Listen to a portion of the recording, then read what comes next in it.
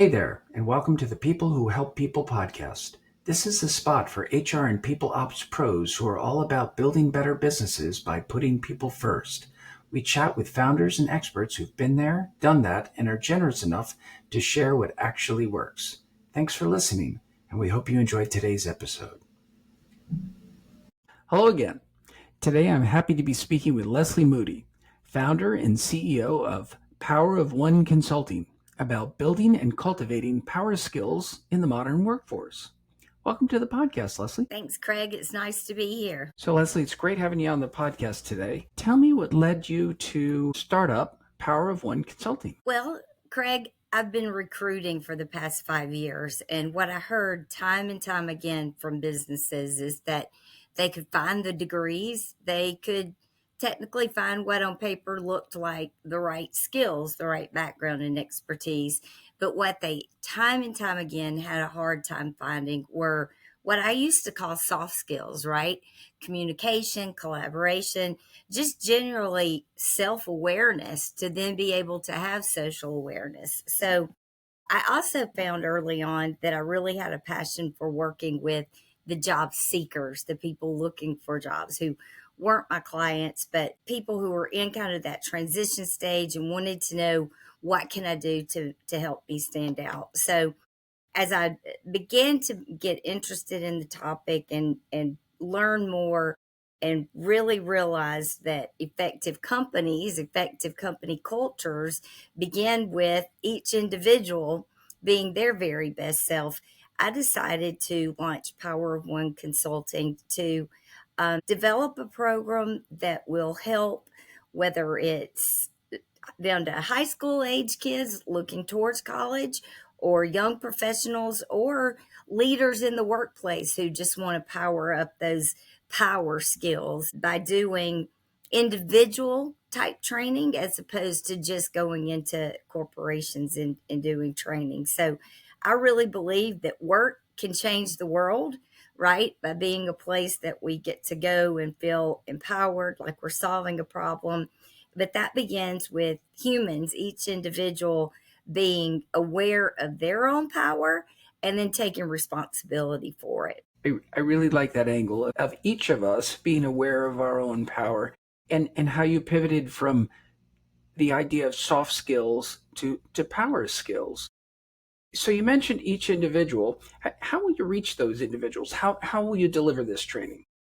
So, because we've all gotten so accustomed to being disconnected, I'm going to do entirely in person trainings so that we know the research is there that the best collaboration, the best bouncing ideas off of one another, the best learning takes place when we can share ideas in close proximity. And as you know, I do have a heart for kind of that 20 something young professional that transition from, but you have to remember a lot of these young adults, they've been doing school virtually since they were sophomores, juniors in high school, right? My daughter just graduated and her last semester was entirely virtual, even though they could be in person. So a lot of them are coming out of school going, well, why would I want to be in person anywhere? I can do this virtually, right?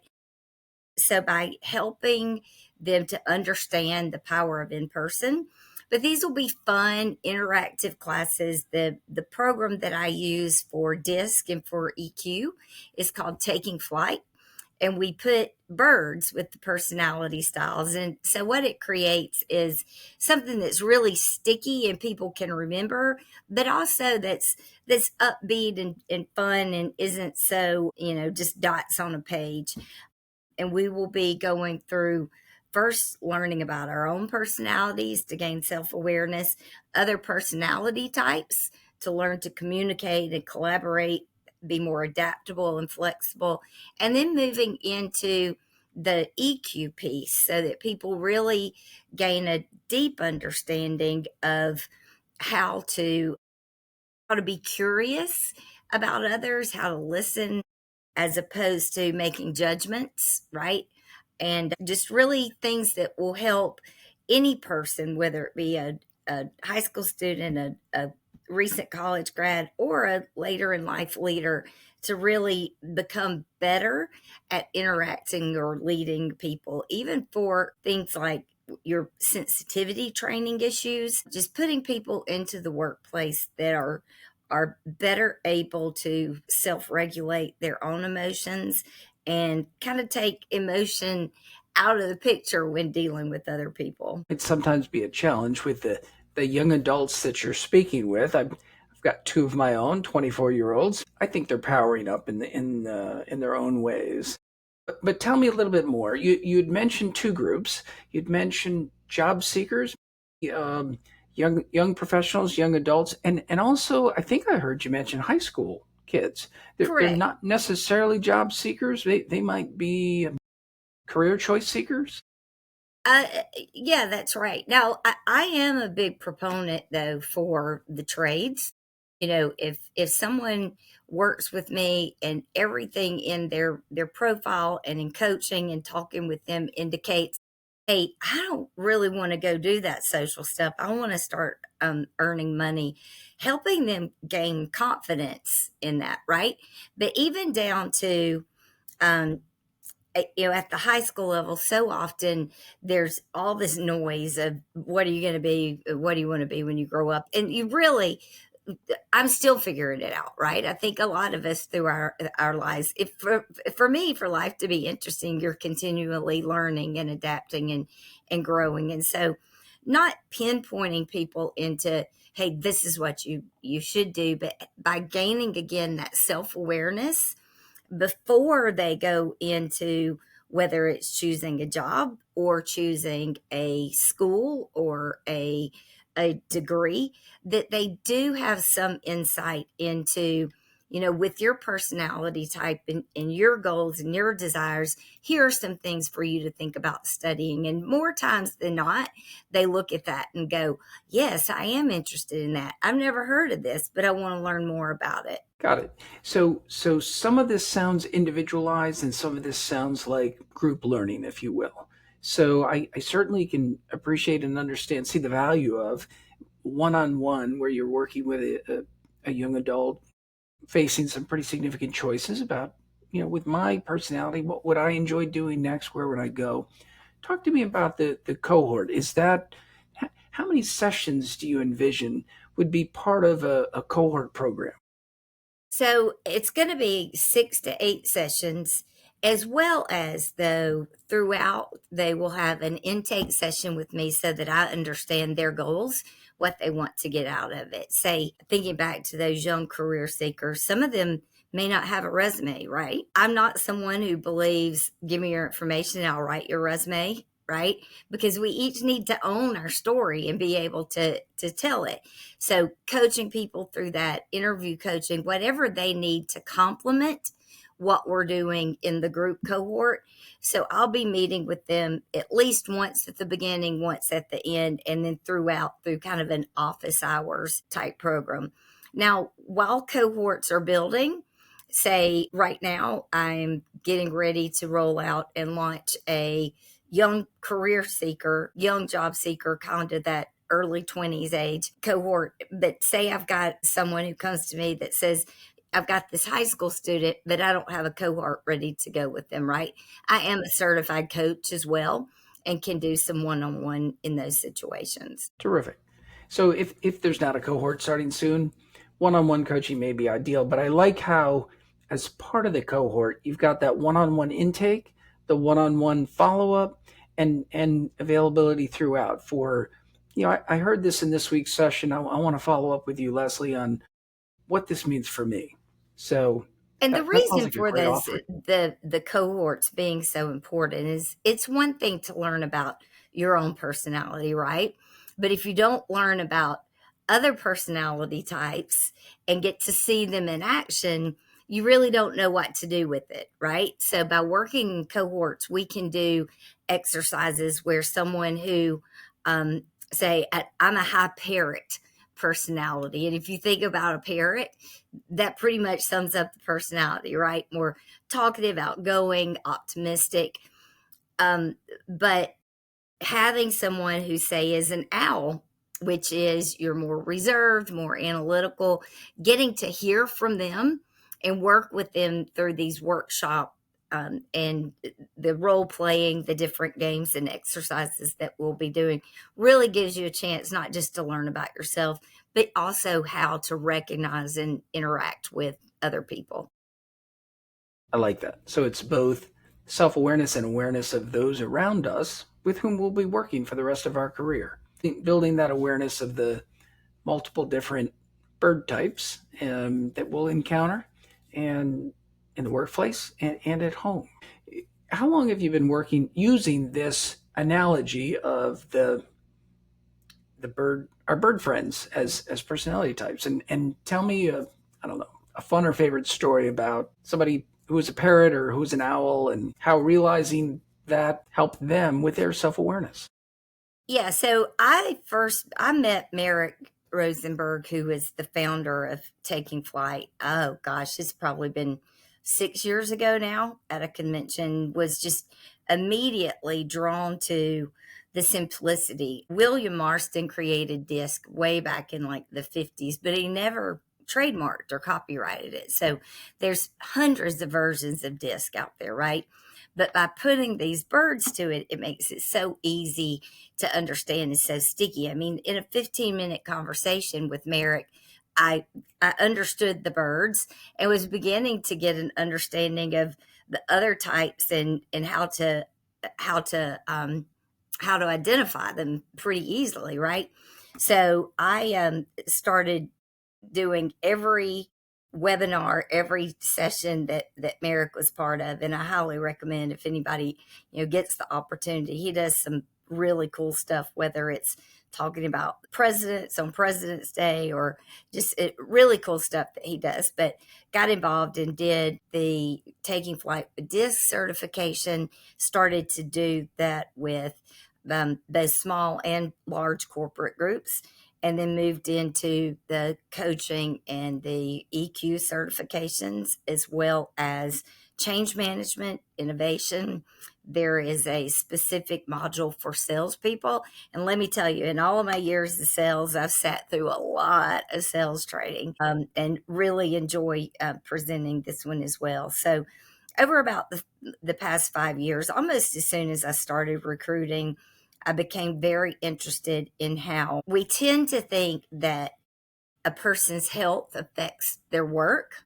And that's true, but their work also affects their health. And really paying attention to and studying workplaces where things like continuous learning were appreciated, things like responsibility, which means also a degree of vulnerability and transparency down to the bottom. And those are the kinds of companies I like to work with, both as a recruiter and as a trainer, right? So the disc piece, the self awareness and emotional intelligence really covers all those other little niche things that we've struggled with in recent years, whether it be sensitivity or when you talk about DEI, learning how each and every one of us is special and unique.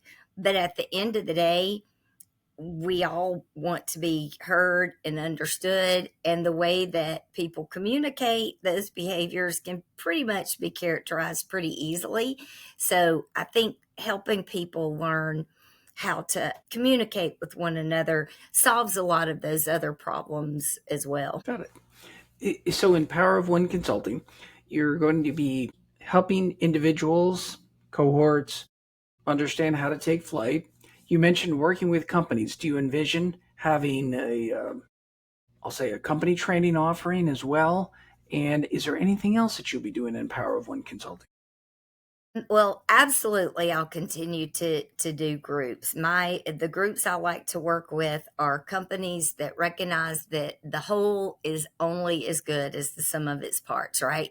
The weakest link. And so they want to help each individual person be the best that they can be, so that then the company can be its very best. I will continue to do recruiting, sort of my trademark with previous companies where I've exclusively been recruiting has been a very white glove, whether it's a executive position or entry level, right? I like to work with companies that want to let me get to know them so that I can be an extension of them when recruiting, but who also understand that by being job seeker driven, by really getting to know the candidates for the position and what their goals are, and what their lives are like outside of work, is how I'm best equipped to make sure they're going to be a good fit, not just short term, but long term for the position. And because of that, I have extremely high retention and success rate. So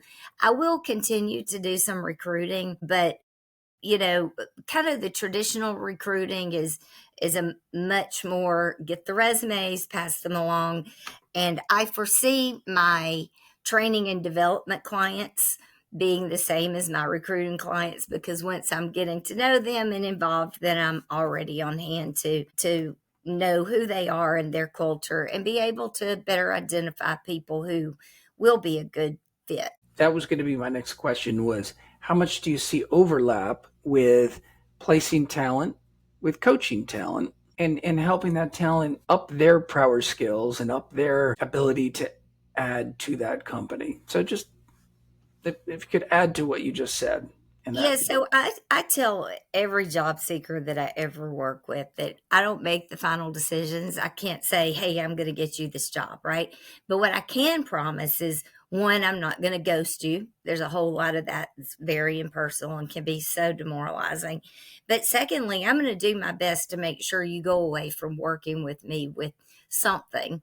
And so I had to coin a term for it years ago, graceful honesty, which means telling people things they may not want to hear, but they're for their own good, that you kind of owe it to them to be authentic, and be honest with them. And so, whether it's, hey, here's this thing that's come up in my interview with you, let's talk about this difficult situation that you usually shy away from in an interview, and talk about the best way for you to own it. Or, I'm looking at your resume and it really doesn't reflect what I've gotten to know through you. I've had many people who've said, hey, I just want out of the job I'm in, and yes, I'll take a $15,000 pay cut to get out of it. And I always say, well, I'm going to talk to you again tomorrow, but for tonight, put pencil to paper and see how that pay cut is going to trickle down to whether it's your immediate quality of life or your children's activities, because a lot of times we don't know exactly how that's going to feel until we're right in the middle of it. And then if you're unhappy at home, you're unhappy at work, and immediately you're looking for another job, right? So I've long made it a goal, also saying too that the companies I like to work for, I could never recruit for a company that I wouldn't want to work for, right? I can't go to somebody and say, hey, you should upend your life and go to work over here, knowing I would never want to work in this place, right? And so through recruiting and getting to know different companies is really how I've kind of identified who's the best fit for me, right?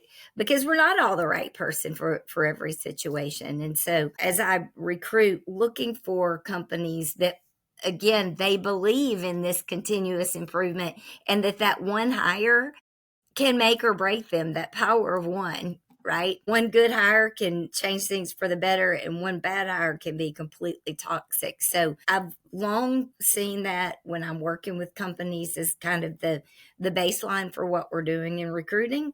And I think that because of just what I've learned in terms of who I like to work with and who likes working with me, there is a lot of a symbiotic relationship between what will be companies I recruit for and companies that I train for. And I do look forward to a day when, someone can put on their resume, hey, I finished this power skills class. And then a company goes, well, what is that? And they can, well, I did this cohort and we worked together in teams to learn about ourselves and improve communication. And the way that they show up then has that company looking and going, hey, we want everybody to come into the job with those skills that you brought to us. And so whether it's they want to bring me in to work with them as a company, or if they have new hires that they want to send to go through my master class. Got it. That does sound like a good day. We want everybody to show up with those skills. My brain is just going to lots of different options where you can work with placement arms of local colleges, where you could work, you said, through the high schools or through their job fair efforts. How else do you anticipate getting in touch with candidates who'd benefit from being part of your cohort?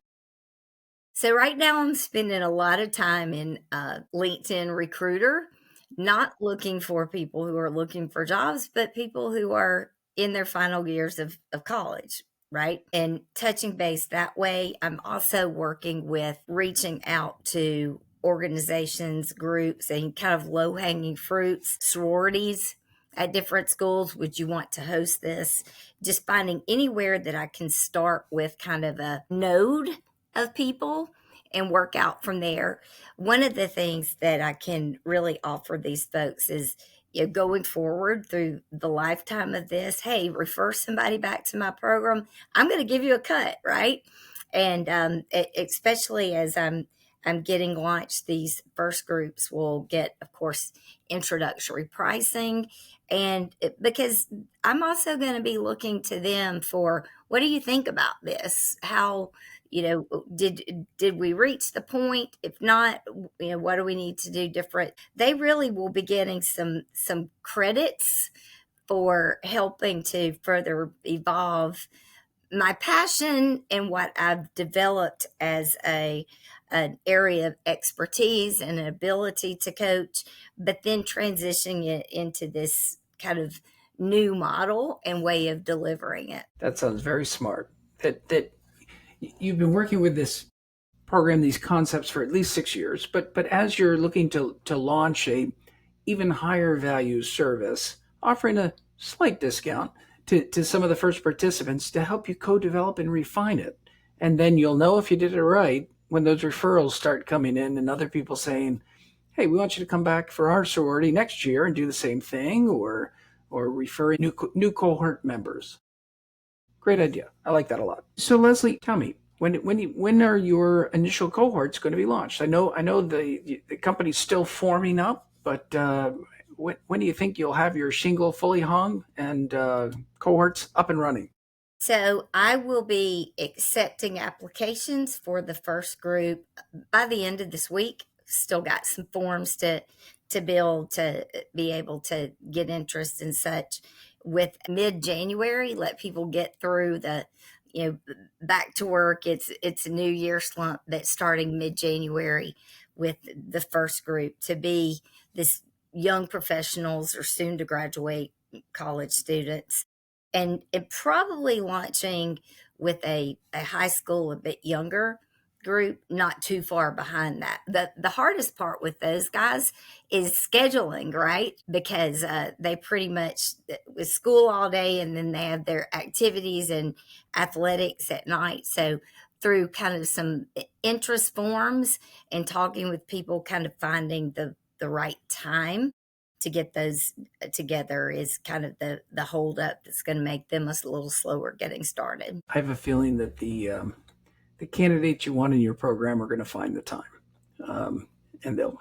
You're exactly right. I'm glad you mentioned that, because what I'm not looking for is mom and dad say you have to do this, right? I'm looking for those people who are driven, that want to be the best, that want to not just get their first job, but who understand that how you perform in your first job largely starts to build your network and sets up the trajectory for the rest of your career. And so want to make sure that they have every tool in their toolkit that will make them the best they can be, whether it's how they show up for interviews, how they show up the first day, the first year, and then in their first leadership role, right? I like that. I like it that it's up to each of us to decide what power do we bring, and then working with you amplify those power skills that maybe we didn't have a chance to naturally develop or weren't fully cultivated through a lot of the traditional means due to that post COVID, so much is remote. we can all be better in those things, but there's certain folks where we can just amplify it. So sounds like a great thing to be a part of, and a very exciting time for you. It is, and the really interesting thing about disc is that when you really get a handle on it, you start to see it in other aspects. A good example, I have a daughter who is extremely analytical, that owl that I mentioned earlier, whereas everything's exciting. How could things possibly fail? So she had just graduated. We were in Walmart, and I made an intentional detour through the craft aisle, and I pulled out the largest blank canvas that I could find, and I said, "This is your life right now. You can paint anything you want." Well, to me, that's super exciting, right? But to her, who she wants a map, not a blank canvas, right? So even in how we parent, I think about, we do have a program at Take Flight that's designed starting at about the fourth grade. I think about all that drama of middle school when they think, oh, that's just a mean girl. No, maybe she just communicates differently. So as look, we've all got to make a living, right? But as I get going into this, I look forward to even getting to whether it's Girl Scout troops or various, to get this just kind of basic self and social awareness down to the youngest folks that I can get my hands on, because I really do feel like it's, just we as people have over time kind of pulled off into our separate corners, right? We're kind of surrounded by our neighborhoods, the people that we choose to live near, whether it's our churches, or so often the kids' rec league soccer team, the coaches are picking the team, so they pick the families they know. We're so in our siphons, right, of just people who are like us. And so I think this just basic, and now look, it's so interesting too, because the first thing to understand is that each and every one of us are a unique being. I love a line in Marianne Williamson's poem that she says, we're born to make manifest the glory of God that is in us. It is in each of us, not just in some of us. And I truly believe that we're each made for some unique purpose that only we can accomplish and can give to the world. That being said, though, the way that we communicate behaviors, if you can kind of have a basic understanding of, all the way back to ancient times, if you look, they were still coming up with these basic same four categories, right? So just an understanding of that, the sooner people learn it in life, I think there are a lot of situations well before the work world that could be more easily navigated with a lot less heartbreak, I maybe. think that's a great place to close. They're reminding us that the power of one consulting is going to bring out the very best or amplify it. And I like that quote, it is in each of us, not just in some of us. So, Leslie, if folks heard something today that resonated with them, or they'd like to get in touch with you to find out more, what's the best way that they can reach you? So, right now, while in the transition phase and throughout, LinkedIn is always going to be probably the best place. I think it's linkedin.com/Leslie W. Moody, to find me. Or I do have a new email address at my very own domain. It's Leslie, that's LESLIE, at powerofoneconsulting.com. It's the very first time I've given out that address, Craig. Terrific. Well, I'm glad that you're able to give it out now, and we're going to amplify it. So I'll add both that email and your LinkedIn address underneath when we post this video on YouTube and Spotify. And hopefully you'll be launching your new business soon on LinkedIn, and you'll be able to link back to this podcast where people can find out more. I look Leslie, thank you forward so to much it. for being our guest today. And I wish you all the very best success as you launch Power of One Consulting.